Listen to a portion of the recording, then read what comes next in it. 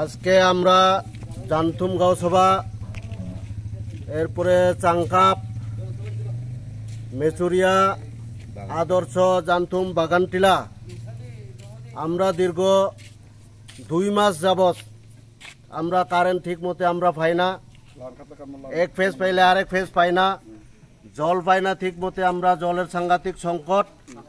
এই বুঝে আমরা আজকে পথ অবরোধ করছি এবং তোর সঙ্গে আমরা যে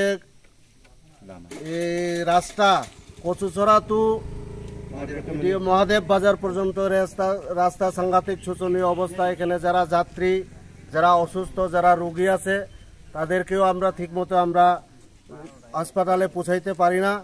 সেই কারণে আমাদের এখানে অনুরোধ, এখানে প্রশাসনের থেকে আমরা করছি, আজকে রাস্তা অবরোধ করছি।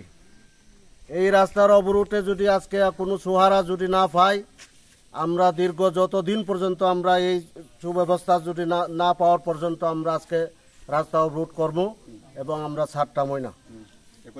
হ্যাঁ, আর এই যে রাস্তা যে আপনি কইছেন কতদিন যাবত ওইটা মেরামত হয়নি, কয় বছর যাবত? নাই কইলেও 10-12 বছর ধরে আমরা রাস্তার সাংঘাতিক অবস্থা, শোচনীয় অবস্থা। কয় বছর যাবত এই রাস্তাটা নির্মাণ করা হয় না?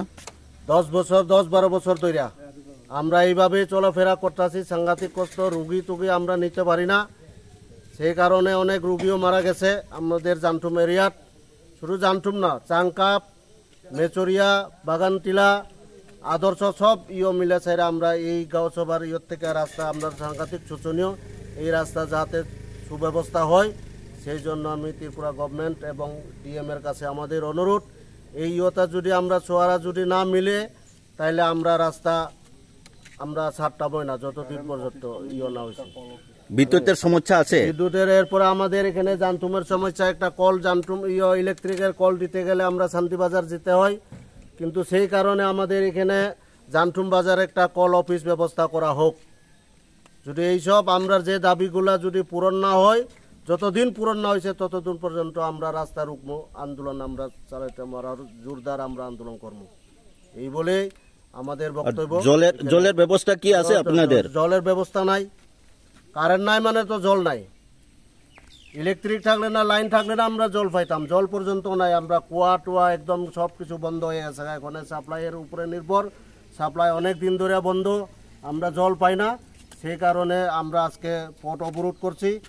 এই পথ অবরোধের যদি আমরা কোনো সহারা যদি না পাই, আমরা যতদিন পর্যন্ত সুব্যবস্থা না হয়েছে ততদিন পর্যন্ত আমরা রাস্তা রুখছি এবং রুখবই। এখানে কয়টা গ্রাম বস্তি বা পঞ্চায়েত মিলে আপনারা করতেছেন রাস্তা অবরোধ? এখানে আমাদের এখানে 4টা পঞ্চায়েত আছে। কোন কোন পঞ্চায়েত?